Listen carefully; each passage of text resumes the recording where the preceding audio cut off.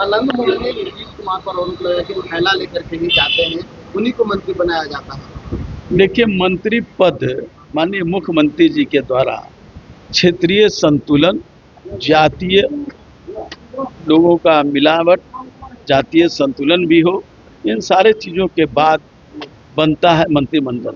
और 36 लोग ही मंत्री बनने हैं, और 36 लोग जब मंत्री बनने हैं, 202 से ज़्यादा हमारे विधायक हैं, विधान पार्षद हैं 10 से ज़्यादा, तो फिर सभी को तो मंत्री नहीं बनाया जा सकता है। तो जो इस तरह की बात के लिए दुखी हैं, उनको जनता ने और पार्टी ने सेवा के लिए चुना है। जो विधायक हैं वो विधायक के रूप में काम करें, जो मंत्री हैं वो मंत्री के रूप में काम करें। इसमें किसी तरह की चिंता की बात नहीं होनी चाहिए। सर, केंद्रीय मंत्री मनोज सिंह जो आज सम्राट चौधरी को नीतीश कुमार का उत्तराधिकारी, निश्चित उत्तराधिकारी नहीं होते तो नीतीश कुमार जी ने खुलेआम उनको अपना उत्तराधिकारी बनाया और उनको मुख्यमंत्री बनाया। लल्लन भाई ने जो कहा है तो स्वागत योग्य और सच्चाई से उन्होंने परिचय कराया।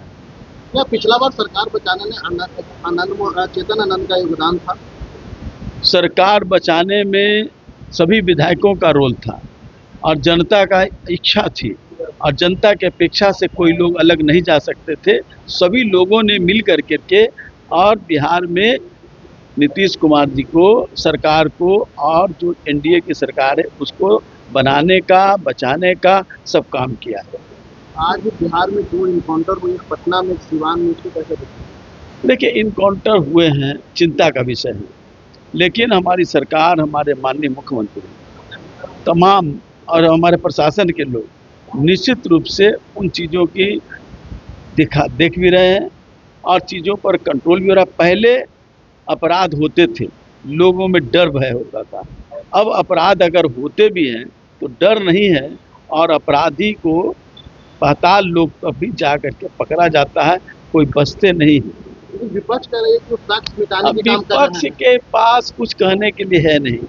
मेरी सलाह होगी कि अगर सही में विपक्ष की भूमिका अदा करना चाहते हैं तो उनको बिहार में गर्मी में भी, जैसे नीतीश कुमार जी गर्मी, बरसात, चाहे वो जाड़ा हो, सब में वो घूमते थे, तो विपक्ष को अगर अपनी जनता के बीच में जाना है तो जाना चाहिए। उनको सिर्फ ट्विटर बॉय बन करके बिहार की भला नहीं हो सकता है और न उनका भला होगा।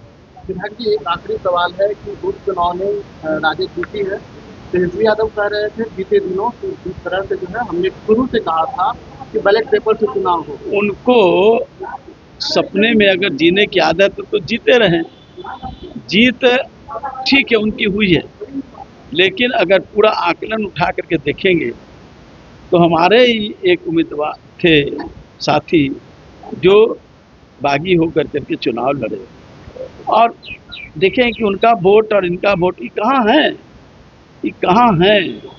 कहीं है खड़े हुए किसी जगह पर? अगर नहीं है तो वो तैयार रहें अपना, आने वाले समय में 5-4 साल के बाद चुनाव होगा, तो चुनाव में वो बैलेट पेपर से होगी कि फिर ईवीएम से होगी? उन्होंने कहा कि बैलेट पेपर से होगी तो सरकार हमारी बनेगी। उनका सपना में जीने दीजिए ना, तब तो कहिए कि उनका जो तमिलनाडु में सरकार बनी है उनके जो सहयोगी का, तो वो भी गलत है, ईवीएम से बना है, वो गलत है, उस बात को स्वीकार करें।